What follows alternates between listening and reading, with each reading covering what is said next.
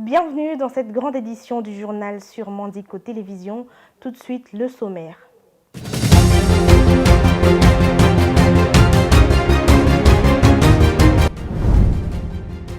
Le syndicat national de magistrats du Congo, SINAMAC, a vivement réagi aux récentes déclarations du ministre de Justice et garde de Sceaux, l'accusant de cibler injustement le magistrat dans ses discours publics.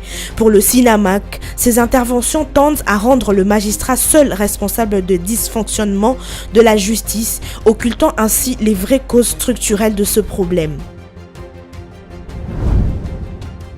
10 cas de monkeypox à Kinshasa, c'est ce qu'a révélé le ministre de la Santé publique, Hygiène et Prévention dans un briefing presse. Le gouvernement s'appuie sur la sensibilisation de la population, la prévention et les traitements pour vaincre l'épidémie.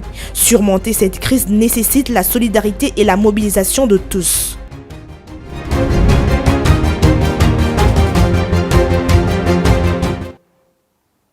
Bonsoir, vous informer est notre devoir. Le président de la République, Félix Tshisekedi, a quitté Kinshasa dans l'avant-midi de ce vendredi 16 août à destination de Harare, capitale de la République de Zimbabwe, où s'ouvre ce samedi 17 août le 44e sommet ordinaire de chefs d'État et du gouvernement de la Communauté de développement de l'Afrique australe SADC. Viningali Junior.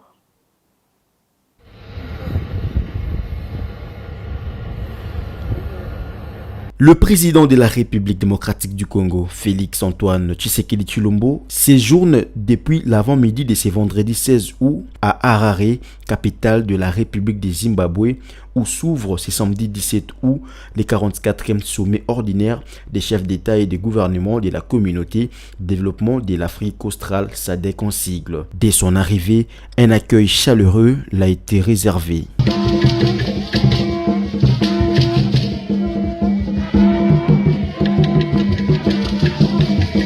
Ces assises qui mettront autour d'une même table le président de pays membres de la SADC se tiendront sous les thèmes promouvoir l'innovation en vue de découvrir de nouvelles perspectives de croissance et de développement économique durable en faveur de l'industrialisation de la SADC. Cette thématique choisie souligne l'importance pour la région de tirer parti de la science, de la technologie et de l'innovation pour favoriser la modernisation et l'industrialisation de cette organisation. En effet, ce 44e sommet sera axé sur la réception du rapport du président de l'organe de coopération en matière de politique, de défense et de sécurité. Il va s'atteler par ailleurs à l'examen de progrès réalisés dans la mise en œuvre de priorités du plan indicatif régional de développement stratégique. Il y a également la réception d'une mise à jour sur la sécurité alimentaire et l'impact de la sécheresse et des inondations induites par El Niño dans la région de la SADC et examinera ensuite le progrès réalisé dans la mise en œuvre du thème du 43e sommet de la SADC, à savoir capital humain et financier, vecteur principal de l'industrialisation durable dans la région de la SADC. Au cours de ces assises, le président de la République du Zimbabwe et actuel président de la SADC, Emmerson Mnangagwa, passera le témoin à son homologue angolais João Manuel Lourenço. Bien avant ces sommets, plusieurs réunions et événements parallèles s'étaient tenus à l'instar de la 7e semaine de l'industrialisation de la SADC du 28 juillet au 2 août au Harare International Conference Centre. La réunion du Conseil des ministres de la SADC du 13 au 14 août au New Parliament Building pour ne citer que. Ce qu'il faut savoir du sommet ordinaire des chefs d'État et de gouvernement de la SADC. Les sommets des chefs d'État et de gouvernement de la SADC est l'institution responsable de l'orientation politique générale et du contrôle des fonctions de la SADC, ce qui en fait l'organe directeur suprême de l'organisation. Le sommet ordinaire de la SADC se tient chaque année avec la participation des chefs d'État et des gouvernements des États membres de la SADC. Sur le même volet, en séjour à Harare au Zimbabwe, en marge du 44e sommet ordinaire de chefs d'État et des gouvernements de la SADC, Louis Watum Kabamba, ministre de l'Industrie et Développement de petites et moyennes entreprises, a participé à une conférence publique le jeudi 15 août avec pour thème « Renforcer la capacité des recherches et les écosystèmes d'innovation pour une économie SADC durable et industrialisée ». Rentre à lui là pour le commentaire.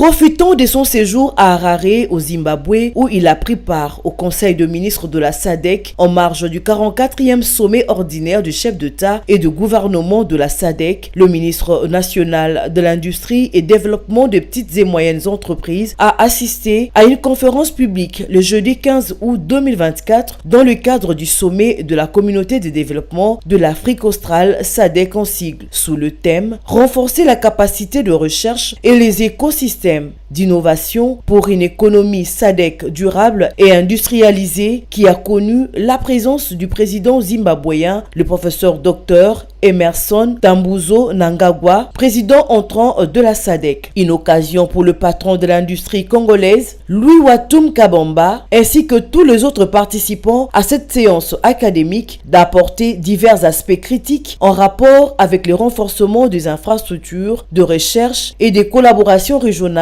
en matière de technologie et de l'industrialisation durable. Il était question ici du renforcement des capacités des pays membres de la SADC pour l'industrialisation durable de l'Afrique et surtout de notre partie régionale. C'était des séances académiques de très haut niveau où nous avons écouté plusieurs présentations, où nous avons aussi intervenu pour faire comprendre que nous devons conjuguer les efforts pour faire sauter tous les verrous qui empêchent l'industrialisation de notre région. Les ressources naturelles sont là, la capacité intellectuelle est là. Il faut maintenant conjuguer ces efforts-là. Il faut développer l'ingénierie financière, qui est très important pour mobiliser les fonds, pour industrialiser l'Afrique. Nous devons également lutter fortement contre la corruption, qui fait que beaucoup de nos jeunes talents, on leur empêche en fait de pouvoir avoir accès à des bonnes positions et partent ailleurs.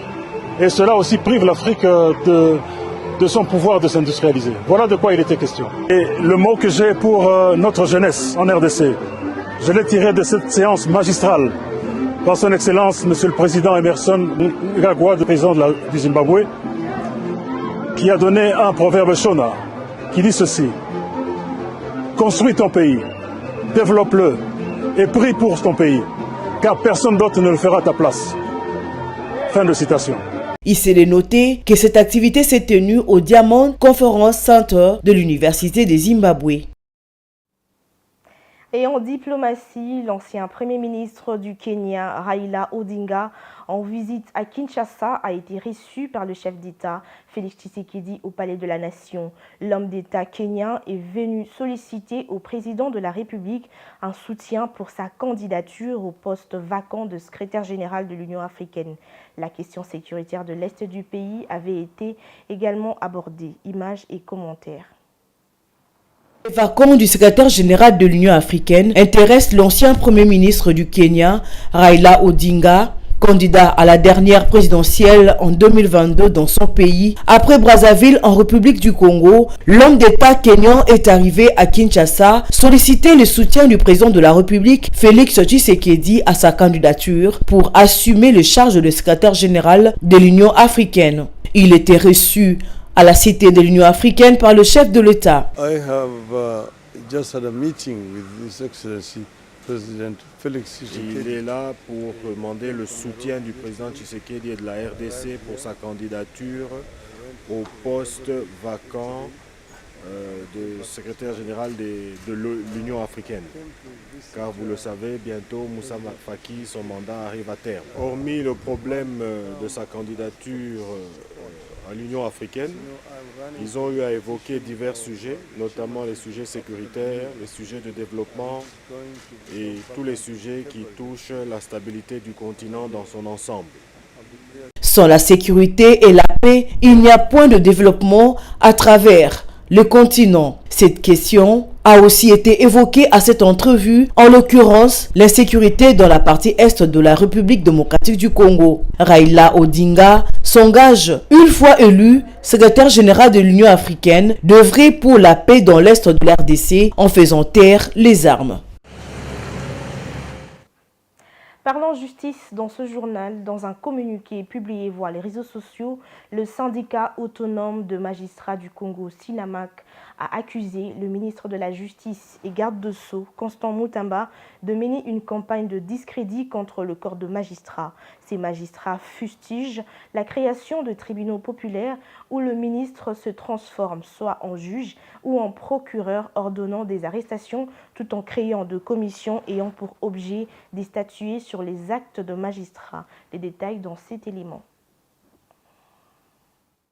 Le syndicat autonome de magistrats du Congo, SINAMAC en sigle, a exprimé le mercredi des vives préoccupations concernant les récentes déclarations du ministre de la Justice et garde des Sceaux, Constant Mutamba. Dans un communiqué publié dans la soirée du mercredi 15 août sur les réseaux sociaux, le SINAMAC accuse le ministre de mener une campagne de discrédit contre le corps de magistrats tout en éludant les problèmes structurels qui affectent le système judiciaire en République démocratique du Congo. Le contexte de cette confrontation découle des réformes judiciaire entreprise par le gouvernement avec le soutien du président Félix Tshisekedi. Le ministre de la Justice, Constant Mutamba, a récemment intensifié ses critiques envers le corps judiciaire, dénonçant ce qu'il appelle les réseaux mafieux au sein du système et s'engage à réformer profondément les secteurs. Cette position a été réaffirmée dans une série de tweets où il a notamment déclaré: le chef de l'État nous a nommés pour redresser notre justice et redorer son image. Rien n'arrêtera cet engagement ferme du magistrat suprême. Les réformes courageuses en cours vont se poursuivre à la satisfaction générale de notre peuple. Des réseaux mafieux démasqués craquent déjà. Seule la justice élève une nation. En réponse, le SINAMAC a dénoncé ce qu'il considère comme une rhétorique populiste et outrageante visant à faire des magistrats les boucs émissaires de dysfonctionnement du système judiciaire. Ces discours populistes exposent davantage les magistrats dont la sécurité est déjà précaire ou pas du tout assurée, a déclaré les syndicats dans son communiqué. Le SINAMAC a également critiqué la création des tribunaux populaires où le ministre, selon eux, se comporte à la fois comme juge et procureur, remettant en cause les décisions judiciaires et ordonnant des arrestations. Dans un état de droit, seul le moyen d'attaquer une décision de justice demeure les voies des recours prévues par les législateurs, rappelle le syndicat. De son côté, Constant Mutamba a défendu la création des commissions, affirmant qu'elles sont nécessaires pour lutter contre les abus au sein du système judiciaire. Le ministre a soumis à l'Assemblée nationale 4 textes de loi pour renforcer les réformes judiciaires en cours, dont des textes de loi sur l'organisation de l'ordre judiciaire, le Conseil supérieur de la magistrature, les statuts des magistrats et le barreau. Ces initiatives, selon lui, sont cruciales pour moderniser et assainir le système judiciaire en RDC. Cependant, le SINAMAC rappelle que les magistrats ne sont qu'un maillon de la chaîne judiciaire et que d'autres acteurs, y compris le ministre de la Justice lui-même, partagent la responsabilité du bon fonctionnement de cette institution. Si la chaîne justice est malade, c'est donc tous les maillons qui sont malades, y compris le ministre de la Justice, a conclu le syndicat. Cette confrontation entre les ministères de la Justice et les magistrats illustre une fois de plus les tensions croissantes autour des réformes du système judiciaire en RDC, alors que le gouvernement tente de redorer l'image de la justice dans un pays souvent critiqué pour la corruption et l'impunité. Quittons la justice pour la santé. Après la déclaration par l'Organisation mondiale de la santé de l'urgence de santé publique de portée internationale sur la variole de singe en République démocratique du Congo, les autorités sont déjà mobilisées pour une bonne prévention et surtout la prise en charge médicale. Sous la coordination du Centre de contrôle de maladies de l'Union africaine, les autorités congolaises s'activent pour trouver le vaccin pour vacciner plus de 3 millions de personnes en République démocratique du Congo. Le détail dans cet élément. La République démocratique du Congo représente pour l'instant l'épicentre de la variole du singe ou monkeypox dans le monde. Selon le ministre de la Santé, le Dr Roger Kamba, 20 experts du Centre de contrôle de maladies de l'Union africaine sont déployés en RDC pour suivre de près cette situation. La ville de Kinshasa compte pour l'instant 10 cas, 8 cas confirmés et 2 cas probables. Les symptômes sont méconnus du grand public. Le ministre de la Santé les a rappelés. Pour reconnaître, c'est assez facile, mais je vais donner quand même tous les autres symptômes qu'on ne reconnaît pas. Cette maladie commence comme toutes les grippes, toutes les maladies virales, souvent par des maux de tête et souvent par de la fièvre et bien sûr des douleurs musculaires. Et puis progressivement apparaissent des boutons. Et ces boutons sont assez reconnaissables parce que ça touche beaucoup le visage, ça touche les mains, même les paumes des mains, ça se généralise ensuite. Donc c'est facile de reconnaître quelqu'un qui a le monkeypox. Ce n'est pas une maladie secrète. La variole du singe, en anglais monkeypox, est une maladie virale qui s'y transmet dans sa première forme par un contact avec l'animal infecté. Mais elle a depuis lors évolué et se transmet par voie sexuelle. Les symptômes sont moins visibles que la première forme. Pour stopper la propagation du monkeypox, les autorités sanitaires congolaises préconisent la vaccination de masse. Au moins 2,5 millions de personnes devraient être vaccinées à travers le pays. 2 vaccins sont disponibles pour le moment, à savoir le vaccin américain et japonais, mais il coûte très cher, d'où la mobilisation aux côtés du CDC pour en avoir. Nous avons déjà dans notre plan stratégique défini les besoins en vaccins. Maintenant, il faut accéder à ces vaccins qui sont très chers. C'est pour cela que le CDC Afrique a décidé de communiquer là-dessus pour que tout le monde se mobilise. Par exemple, nous avons besoin d'à peu près 3 millions de doses de vaccins. Parce que nous estimons que si nous vaccinons un peu plus de 2 millions 500 personnes dans notre pays, on pourrait stopper la maladie. Mais si on doit vacciner ces 2 500 000 personnes, on a besoin de 3 500 000 doses. 3 500 000 doses. Pourquoi? Parce qu'il y a un vaccin qu'on peut donner chez les enfants, c'est en 2 doses. Et le vaccin chez l'adulte, c'est en 1 dose. Ce qui fait qu'on a besoin d'à peu près 3 500 000 doses. En attendant d'avoir les vaccins, les autorités sanitaires congolaises se déploient pour soigner les personnes atteintes de la variole de singe. Le docteur Roger Kamba exhorte la population à respecter les règles d'hygiène, se laver régulièrement les mains avec du savon, éviter le contact avec les personnes atteintes du mpox et éviter des rapports sexuels non protégés avec des partenaires occasionnels. En société, la ville de Bukavu, chef-lieu de la province du Sud Kivu, située dans l'est de la République démocratique du Congo, a enregistré depuis plusieurs mois une série d'incendies qui ont ravagé les habitations et quelques maisons commerciales. Plusieurs dégâts matériels ont été enregistrés et même de pertes en vies humaines. Le maire de la ville de Bukavu a évoqué plusieurs causes de cas sinistres, parmi lesquelles les constructions anarchiques, les constructions de maisons avec de matériaux non durables ainsi qu'autres. D'où la campagne de sensibilisation de la population. Suivez.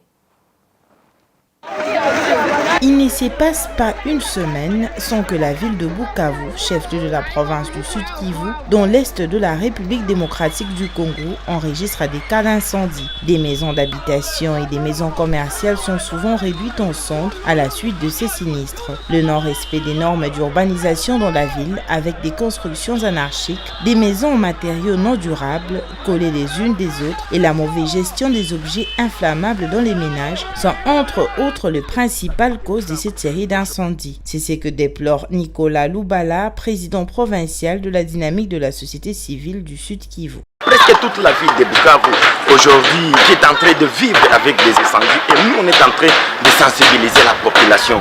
Lorsque nous voulons maintenant construire, prenons conscience. Comment est-ce que nous devons construire? Évitons ces constructions anarchiques ou bien ces constructions sauvages telles que nous les appelons. On est sur les sites, nous voyons encore, ce sont des tôles avec qu'on est en train de construire. Il y a d'autres planches. Je pense qu'on doit prendre conscience. Il faut regarder comment est-ce qu'on doit espacer des maisons. Victime de l'un de ces incendies, Francine Numbi, la trentaine révolue et mère de 5 enfants, passe nuit à la Belle Étoile. Elle a sollicité l'intervention de l'État pour la construction des habitations en faveur des victimes. Depuis que nous avons connu ce drame, nous vivons avec des difficultés au quotidien. On passe la nuit à la Belle Étoile, nous sommes exposés aux moustiques et de ce fait à la malaria. On se bat pour les limites de nos parcelles, que le gouvernement intervienne pour nous offrir des endroits où nous pouvons habiter.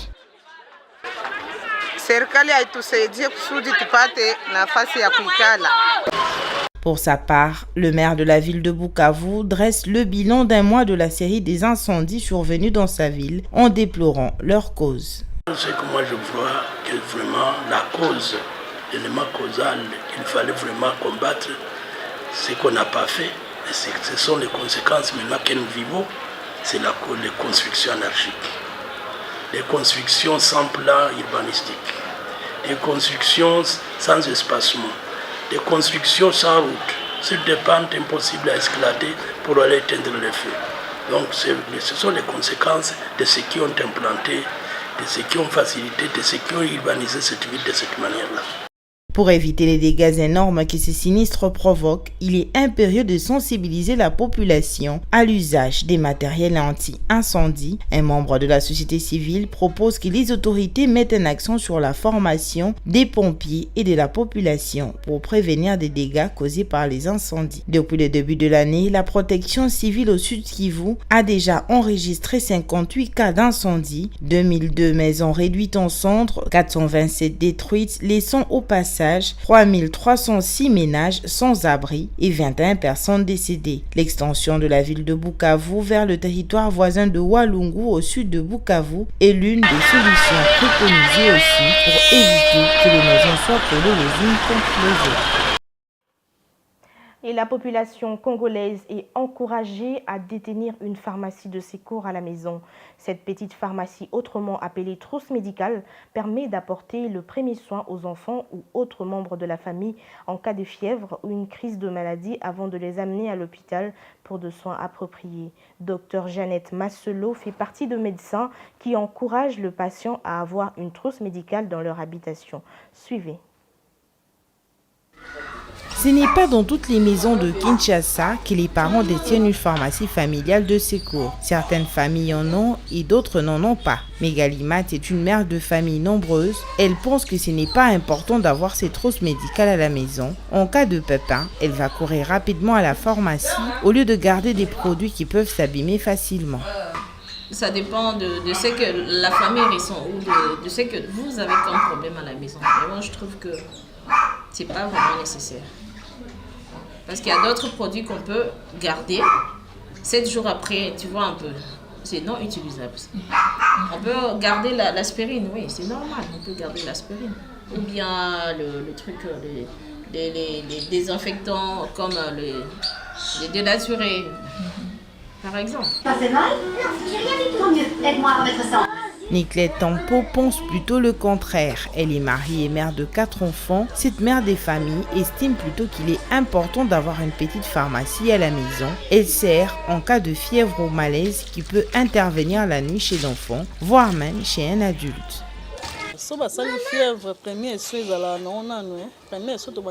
Si les enfants font de la fièvre, je leur donne les premiers soins à la maison. Je leur donne les médicaments pour calmer la fièvre. Après 2 à 3 jours, si la fièvre persiste, je les amène à l'hôpital. En tant que parents, nous connaissons déjà quelques produits à donner aux enfants en cas de fièvre. Même sans ordonnance, on peut se rendre à la pharmacie pour acheter les produits de premier secours. Nous achetons du paracétamol pour calmer la fièvre ou la grippe.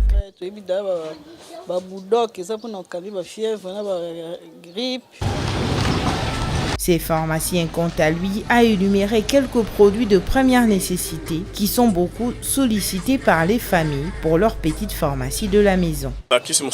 Selon ordonnance médicale,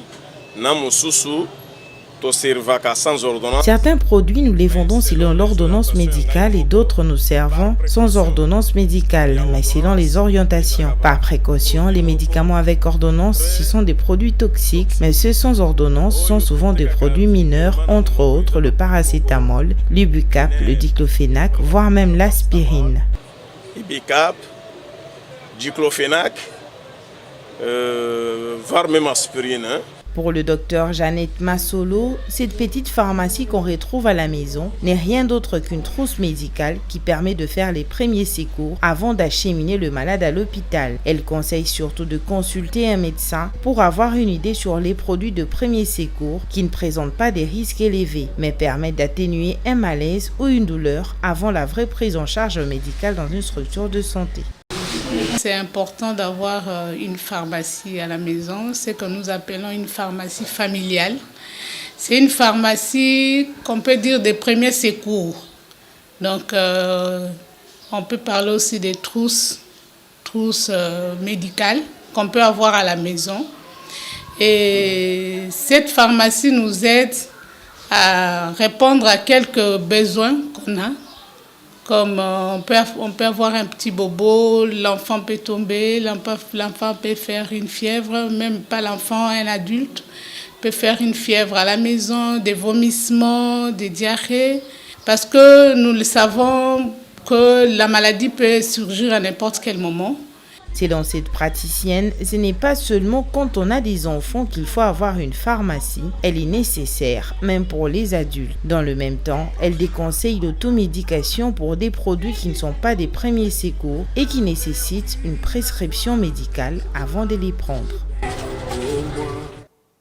Clôturant ces chapitres de santé, l'épidémie de choléra dans la région africaine de l'OMS en 2024 a touché 14 pays dont l'Afrique du Sud, les Burundi, le Cameroun, le Comore, l'Éthiopie, le Kenya, le Malawi, la Mozambique, le Nigeria, l'Ouganda, la République démocratique du Congo, la République unie de Tanzanie, la Zambie et le Zimbabwe.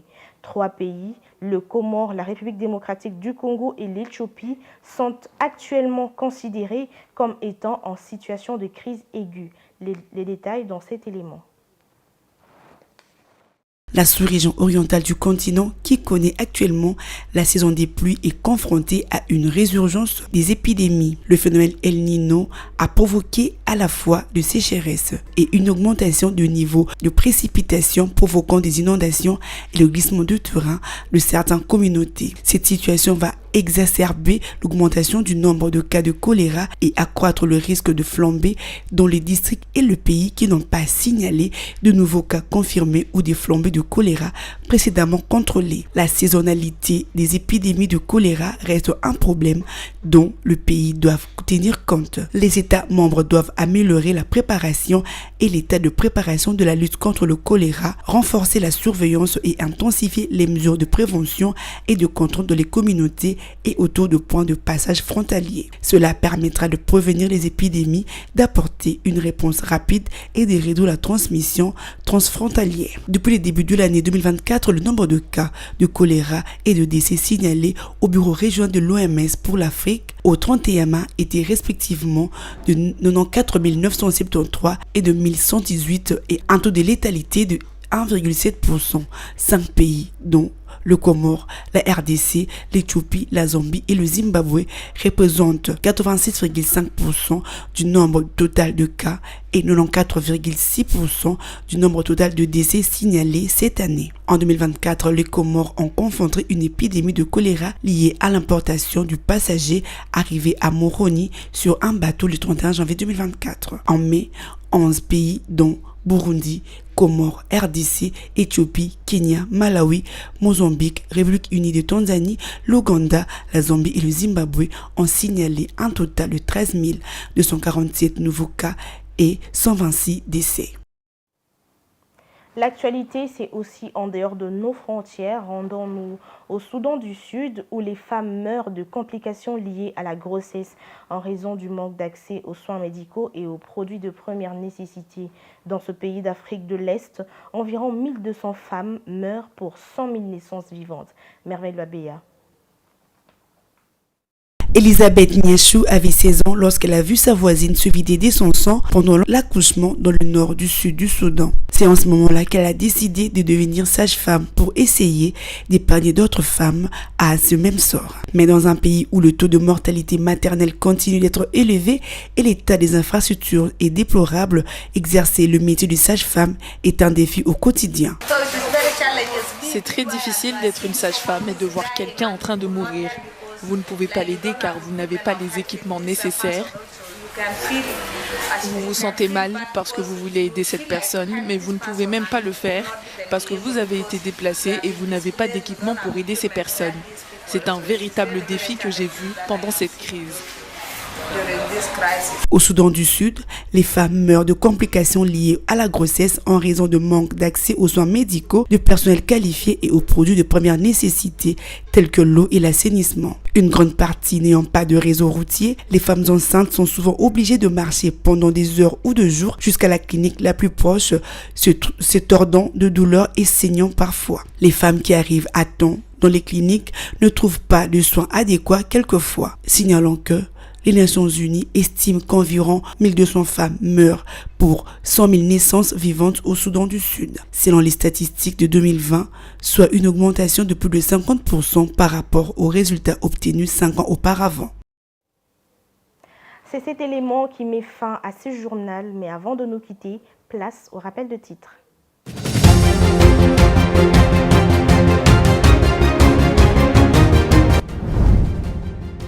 Le syndicat national de magistrats du Congo, SINAMAC, a vivement réagi aux récentes déclarations du ministre de Justice et garde de Sceaux, l'accusant de cibler injustement le magistrat dans ses discours publics.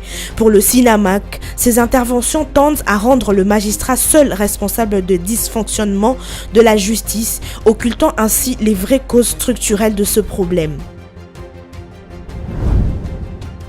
10 cas de monkeypox à Kinshasa, c'est ce qu'a révélé le ministre de la Santé publique, Hygiène et Prévention dans un briefing presse. Le gouvernement s'appuie sur la sensibilisation de la population, la prévention et les traitements pour vaincre l'épidémie.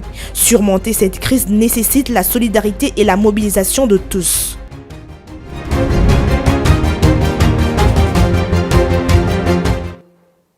Ce journal est complètement terminé, Madame, Monsieur. Merci de votre attention soutenue. Merci à l'équipe régistrale. Restez branchés sur Mandico Télévision. Une pensée, un écrit.